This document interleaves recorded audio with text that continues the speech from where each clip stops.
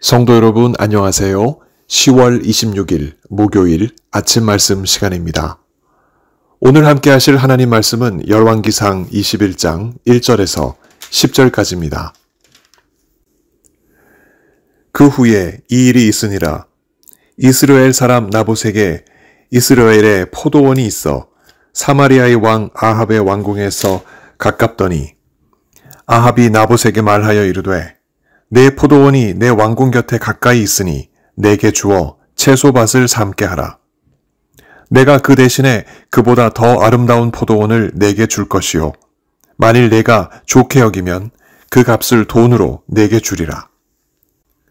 나봇이 아합에게 말하되 내 조상의 유산을 왕에게 주기를 여호와께서 금하실지로다 하니 이스라엘 사람 나봇이 아합에게 대답하여 이르기를 내 조상의 유산을 왕께 줄 수 없다 하므로 아합이 근심하고 답답하여 왕궁으로 돌아와 침상에 누워 얼굴을 돌리고 식사를 아니하니 그의 아내 이세벨이 그에게 나와 이르되 왕의 마음에 무엇을 근심하여 식사를 아니하나이까.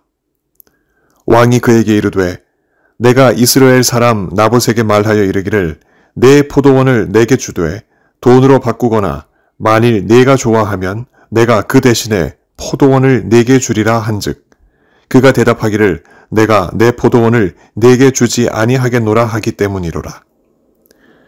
그의 아내 이세벨이 그에게 이르되 왕이 지금 이스라엘 나라를 다스리시나이까. 일어나 식사를 하시고 마음을 즐겁게 하소서.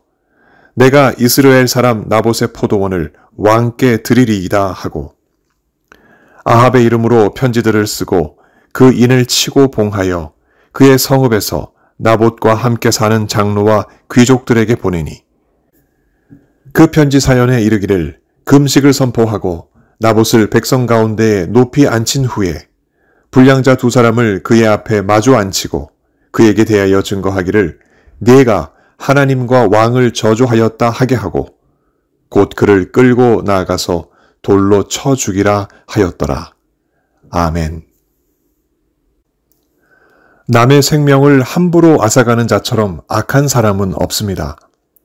이스라엘과 팔레스타인 간의 전쟁으로 유치원 가야 할 아이들이, 학교에 가야 할 아이들과 청소년들이, 일터에 나아가야 할 청년들과 가장들이, 그리고 집안일 하던 주부들과 일상을 누리던 노인들이 무자비한 살육에 노출되어 소중한 생명을 잃고 있습니다. 이런 말로 표현 못할 비인간적인 작태가 진행 중인 이 전쟁에 세상 사람들이 공분하고 있습니다. 그러나 목적을 이루기 위해서는 수단과 방법을 가리지 않고 생명도 윤리도 도덕도 인권도 심지어 신앙까지도 수단화하는 지도자들의 몰상식한 형태가 사실 이 시대만의 일은 아닙니다. 인류 역사에서 이런 모습은 비일비재한데 이스라엘 왕 아합과 그의 아내 이세벨도 그 중에 있습니다. 자신의 겨울 별장 옆에 가까이 붙어있는 나봇의 포도원이 있었습니다. 그 포도원 땅이 얼마나 아름다웠던지 아합은 그 부지를 어떻게든 갖고 싶어 했습니다. 아합의 머릿속에는 그 포도원을 헐어버리고 채소밭을 만들고 싶은 마음뿐이었습니다. 그 욕심에 이끌려 아합은 좋은 조건을 내걸며 어떻게든 나봇을 설득하려 했습니다. 나봇의 포도원보다 더 아름다운 포도원을 주겠다 제안했고 원한다면 돈으로 그 값을 쳐주겠다고도 얘기했습니다. 그러나 나봇은 아랑곳하지 않고 이런 말로 아합의 제안을 거절했습니다. 내 조상의 유산을 왕에게 주기를 여호와께서 금하실지로다. 레위기 25장에 따르면 조상에게 물려받은 땅은 타인에게 매매하는 것이 금지되었습니다. 마땅히 그 땅은 후손들이 나누어 소유하며 유지해야 할 땅이었습니다. 이 사실을 나봇은 분명히 알고 있었고 그래서 왕이 매매를 제안해 왔어도 왕의 말보다는 하나님의 말씀을 더 숭고히 여기며 지키려 했습니다. 포도원을 지키려는 나봇의 그 강경한 태도에 아합은 크게 낙심했습니다. 이 일로 인해 아합은 왕궁으로 돌아오는 내내 근심하고 답답할 정도로 화가 치밀었습니다. 왕궁에 도달하자마자 아합은 그 격해진 감정을 다스리지 못하고 침상에 누웠고 식사 때에도 그는 얼굴을 돌렸습니다. 이런 아합의 모습은 감정 절제를 못하는 철부지 아이의 모습과 다르지 않았습니다. 안 되는 것은 안 된다고 가르치는 부모님 앞에서 무조건 되게 해달라고 땅바닥에 주저앉아 울며 떼쓰는 아이의 모습이 영락없이 아합에게서 보입니다. 왕으로서 백성들 앞에서 율법을 지키고 그 율법으로 백성들을 선하게 다스려야 할 아합이 아닙니까? 하지만 율법이고 백성이고 간에 자신의 뜻을 이루기 위해 막무가내인 철부지 아합이었습니다. 이런 철부지라면 그 곁에 그 무지를 깨우쳐줄 지혜로운 이들이 절실합니다. 과연 아합 옆에 그 지혜자가 있었을까요? 안타깝게도 아합 곁에 지혜로운 사람이 아니라 광기 어린 사람이 있었습니다. 부인 이세벨이었습니다. 극심한 고뇌와 분노에 휩싸인 채 식음을 전폐하고 침상에 누워있던 아합에게 다가간 이세벨은 앞뒤 사정을 듣고서 아합에게 선한 위로가 아닌 악한 충동을 다음과 같이 건넵니다. 왕이 지금 이스라엘 나라를 다스리시나이까? 일어나 식사를 하시고 마음을 즐겁게 하소서.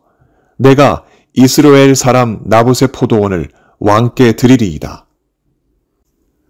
말인즉 한 나라의 왕으로서 왜 이런 나약한 모습을 보이십니까? 이 문제는 제가 해결해 드릴 테니 일이 이미 다 원하시는 대로 되었다 믿으시고 식사하시고 마음도 즐겁게 하소서 하는 의미입니다. 이 말을 건넨 직후 이세벨은 광기 어린 짓을 꾸밉니다. 하나님과 왕을 저주했다는 누명을 나봇에게 씌우고 그 거짓 증인 2명을 세워 그 누명을 사실로 꾸민 다음 온 나라에 금식을 선포하고 백성 가운데 나봇을 죄인으로 몰아세워서 죽이는 계략입니다. 만일 이 계략이 백성의 지도자나 하나님을 모독하는 자는 돌로 쳐서 죽이기로 가르치는 출애굽기 22장 28절과 레위기 24장 14절에 기록된 그 율법에 올라타면 얼마든지 현실 가능한 일이었습니다. 한 무고한 사람을, 그것도 율법을 지키려고 애쓰는 사람을 누명을 씌워 율법에 따라 죽이려는 이 짓은 광기가 아닐 수 없었습니다. 율법을 따라 살려는 그 나봇을 오히려 거짓을 꾸며서 율법으로 죽이고 결국 그의 포도원을 빼앗겠다는 심산이었습니다. 아무리 페니키아에서 온 이방인이라 할지라도 이세벨이 이스라엘의 왕비가 되었다면 율법에 담긴 하나님의 뜻을 조금이라도 배웠을 텐데 그녀에게 율법은 무고한 나봇의 생명을 빼앗고 그의 포도원을 빼앗을 수단에 불과했습니다. 목적을 위해서라면 여호와의 율법에도 한 사람의 목숨에도 눈 하나 깜짝하지 아니하는 광기가 이세벨의 눈에 서렸습니다. 목적을 이루기 위해 자기 자신을 죄악에 팔아버리는 사람들이 세상에 많이 있습니다. 그게 하나님 앞에 죄악인 것을 알면서도 버젓이 당당하게 자신을 죄에 팔아버리는 사람들도 있습니다. 그렇게 하는 게 오히려 자신의 목적을 이루는 지혜로운 일이라 포장하는 이들도 있습니다. 성도는 그래서 늘 이 같은 선택의 기로에 섭니다. 나봇처럼 살 것인가? 아니면 아합처럼 살 것인가? 나봇처럼 살면 주의 말씀을 지켜 나아가지만 늘 손해와 위협을 안고 삽니다. 반면 아합처럼 살면 비록 주의 말씀을 무시하지만 내가 원하는 것을 손에 쥐고 살 수 있습니다. 이 둘 사이에서 고민하는 성도들이 다른 이가 아닌 바로 나인 경우가 있지 않습니까? 그러나 성도 여러분, 우리들은 판단해야 합니다. 우리가 어디에 팔려 있는가? 예수께 팔려 있는가? 아니면 죄악에 팔려 있는가? 우리를 다스리는 왕은 누구인가? 예수님인가? 아니면 죄악인가?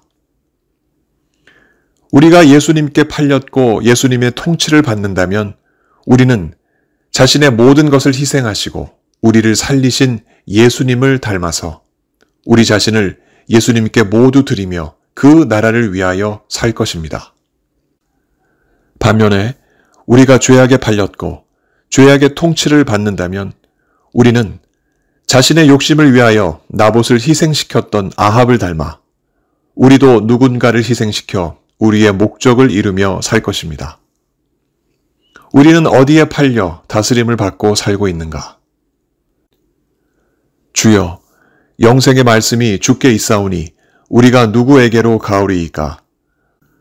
우리가 주는 하나님의 거룩하신 자이신 줄 믿고 알았사옵나이다. 베드로의 이 고백이 우리의 고백이며 결심입니다. 우리가 이 같은 고백과 결심을 할 수 있도록 우리를 믿음으로 이끄시는 예수님의 결정은 거짓 없고 변함없는 은혜입니다. 그러니 설사 우리가 나봇과 같은 상황에 놓인다 하더라도 우리는 이 믿음으로 당당하게 섭니다. 생명을 다하기까지 이 진리를 위해 그리스도인으로 살아갑니다. 예수 안에 우리의 생명이 있고 우리의 영생이 있다는 사실을 우리가 분명코 믿기 때문입니다. 그래서 우리의 삶의 목적은 예수님이시고 그 수단과 방법도 예수님이십니다. 욕심으로 포장된 죄악이 우리의 삶을 이끌 수 없습니다. 날이 갈수록 이 시대의 아합과 이세벨이 넘쳐나는 이 세상 속에서 예수님을 바라보고 예수님과 더불어 생명력 있게 살아가는 우리 모두가 되기를 간절히 바랍니다. 성령 하나님께서 우리와 동행하시고 이 같은 은혜 주시길 예수님 이름으로 간절히 축원합니다. 함께 기도하시겠습니다. 하나님 아버지, 자신의 목적과 욕심을 이루기 위하여 죄악을 서슴없이 저지르는 수많은 사람들 가운데 우리가 살아가고 있습니다. 그 죄악의 힘이 얼마나 컸던지 우리 역시도 그들과 별반 다름없이 살아갈 때가 많았고 때로는 죄악이 너무나 무거워 하나님 앞에 회개하며 살아갈 때도 있었습니다.